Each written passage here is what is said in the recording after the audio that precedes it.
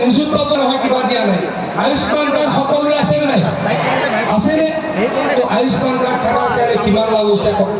5 লাখ টকা চৰকাৰী সুবিধা পায় কিমান লাভ হৈছে নাই কওক দাস ডাঙৰীয়াৰ বিজয় সুনিশ্চিত ৰহা সমষ্টিৰ সেইটো মোৰ ঘৰ ৰহাৰ মই বিধায়ক আছিলোঁ গতিকে ইয়াৰ পালছ অলপ হ'লেও মই জানো আমাৰ বিজয় 100% কনফাৰ্ম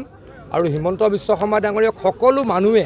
অসমৰ আবাল বৃদ্ধ জনতা সকলো মানুহে দ্বিতীয়বাৰৰ কাৰণে মুখ্যমন্ত্ৰী হোৱাটো বিচাৰে গতিকে মই কনফিডেণ্ট মই দৃঢ় বিশ্বাসী শশী দাস ডাঙৰীয়া জিকিব মধ্য অসমৰ গোটেইকেইটা চিট জিকিব আমাৰ য'ত আমি যিকেইটা হাৰিম আপোনালোকে জানি য'ত আমি আছিলোঁ যোৱাবাৰ জিকিছিলোঁ গোটেইকেইটাতে জিকিম আৰু হিমন্ত বিশ্ব শৰ্মা ডাঙৰীয়া আকৌ মুখ্যমন্ত্ৰী হ'ব ৰহাত দিয়াৰ পাছত দক্ষিণ পাটত এখন সভা আছে তালৈকে গৈ আছোঁ থেংক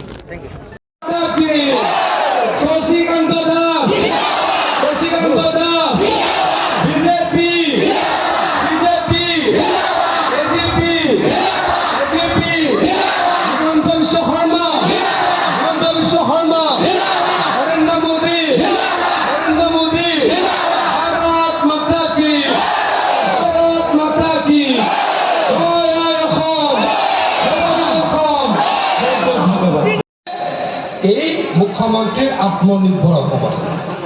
10 লাখ ল'ৰা ছোৱালীক দিম আৰু মহিলা উদ্যমিতাৰো যুৱতী মানে 40 বছৰ তলত বহুতো মহিলা আছে নাই গতিকে আমি নিবনুৱা সমস্যা সমাধানৰ কাৰণে কাম কৰিছোঁ কাম কৰিম এইবাৰ আমি ইৰিগেশ্যন ব্যৱস্থাটো ষ্ট্ৰং কৰোঁ পথাৰত পানী দিয়াৰ ব্যৱস্থাটো ষ্ট্ৰং কৰোঁ যাতে আমি খৰালিত ভালকৈ খেতি কৰিব পাৰোঁ আৰু ধানৰ দাম বাঢ়াত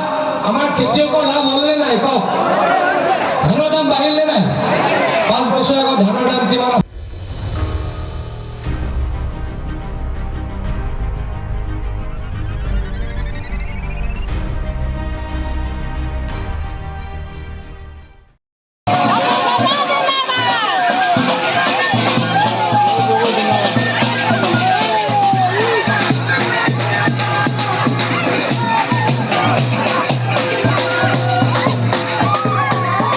নিযুত পাব নহয় কিবা দিয়া নাই আয়ুষ্মান কাৰ্ড সকলোৰে আছে নাই আছেনে তো আয়ুষ্মান কাৰ্ড থকাৰ কাৰণে কিমান লাভ হৈছে কওক 5 লাখ টকা চৰকাৰী সুবিধা পায় কিমান লাভ হৈছে নাই কওক দাস ডাঙৰীয়াৰ বিজয় সুনিশ্চিত ৰহা সমষ্টিৰ সেইটো মোৰ ঘৰ ৰহাৰ মই বিধায়ক আছিলোঁ গতিকে ইয়াৰ পালছ অলপ হ'লেও মই জানো আমাৰ বিজয় 100% কনফাৰ্ম আৰু হিমন্ত বিশ্ব শৰ্মা ডাঙৰীয়াক সকলো মানুহে অসমৰ আবাল বৃদ্ধ জনতা সকলো মানুহে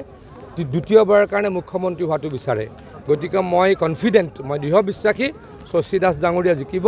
মধ্য অসমৰ গোটেইকেইটা চিট জিকিব আমাৰ য'ত আমি যিকেইটা হাৰিম আপোনালোকে জানি য'ত আমি আছিলোঁ যোৱাবাৰ জিকিছিলোঁ গোটেইকেইটাতে জিকিম আৰু হিমন্ত বিশ্ব শৰ্মা ডাঙৰীয়া আকৌ মুখ্যমন্ত্ৰী হ'ব ৰহাত দিয়াৰ পাছত দক্ষিণ পাটত এখন সভা আছে তালৈকে গৈ আছোঁ থেংক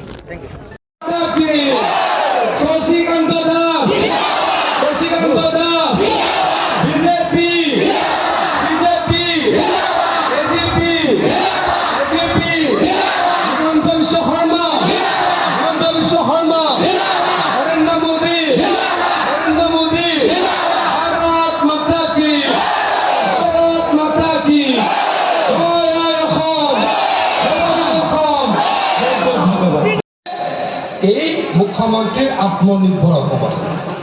10 লাখ ল'ৰা ছোৱালীক দিম আৰু মহিলা উদ্যমিতাৰো যুৱতী মানে 40 বছৰ তলত বহুতো মহিলা আছে নাই গতিকে আমি নিবনুৱা সমস্যা সমাধানৰ কাৰণে কাম কৰিছোঁ কাম কৰিম এইবাৰ আমি ইৰিগেশ্যন ব্যৱস্থাটো ষ্ট্ৰং কৰোঁ পথাৰত পানী দিয়াৰ ব্যৱস্থাটো ষ্ট্ৰং কৰোঁ যাতে আমি খৰালিত ভালকৈ খেতি কৰিব পাৰোঁ আৰু ধানৰ দাম বাঢ়াত আমাৰ খেতিয়কৰ লাভ হ'লনে নাই কওক ধানৰ দাম বাঢ়িলে নাই